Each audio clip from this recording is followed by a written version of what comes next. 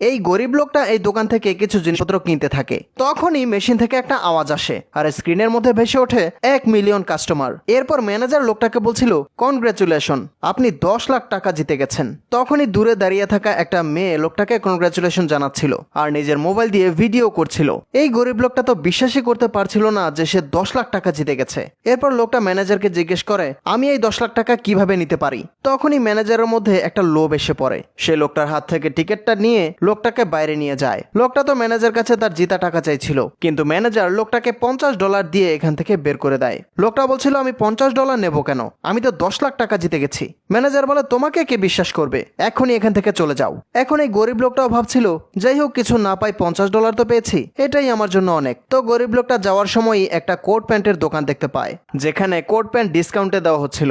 এরপর গরিব লোকটা কোট প্যান্ট পরে আর শেভ করে ওই দোকানে আবারও চলে যায়, কিন্তু এইবার সে একজন সাংবাদিক হিসেবে এসেছিল। সে এবার ম্যানেজারকে গিয়ে বলতে থাকে, আমি একটা স্টোরি লেখার জন্য এখানে এসেছি, আর স্টোরিটা কালকের ঘটনা নিয়ে। তখন ম্যানেজার বলছিল, আমি কিছু বুঝতে পারলাম না, আপনি কি বলছেন? তখন লোকটা বলে, কালকে এখান থেকে একজন ব্যক্তি 10 লাখ টাকা জিতেছিল, তার উপরই স্টোরি লিখছি।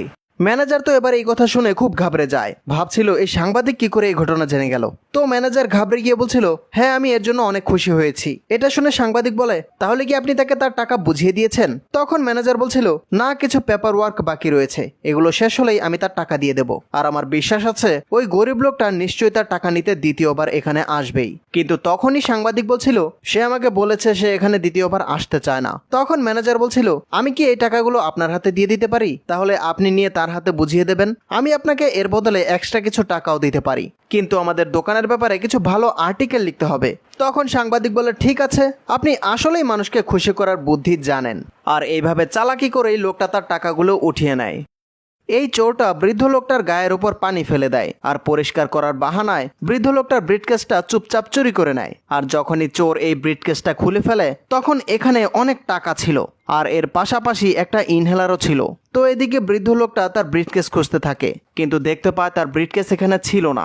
লোকটা তো খুব বড় একটা ধাক্কা খায় আর তার শ্বাসকষ্ট শুরু হয়ে যায়। লোকটার এতটাই কষ্ট হচ্ছিল যে একটা পর্যায়ে সে নিচে পড়ে যায়। এটা দেখে চোরও চুপচাপ থাকতে পারে না, সে লোকটাকে সাহায্য করার জন্য দৌড়ে আসে আর ইনহেলার দিয়ে এই বৃদ্ধ লোকটাকে বাঁচিয়ে ফেলে।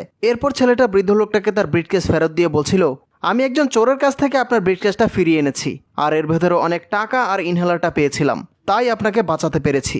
এটা শুনে তো এখানে থাকা সব লোকেরা হাতে তালি বাজাতে থাকে, ছেলেটাকে অনেক শুভেচ্ছা জানাচ্ছিল।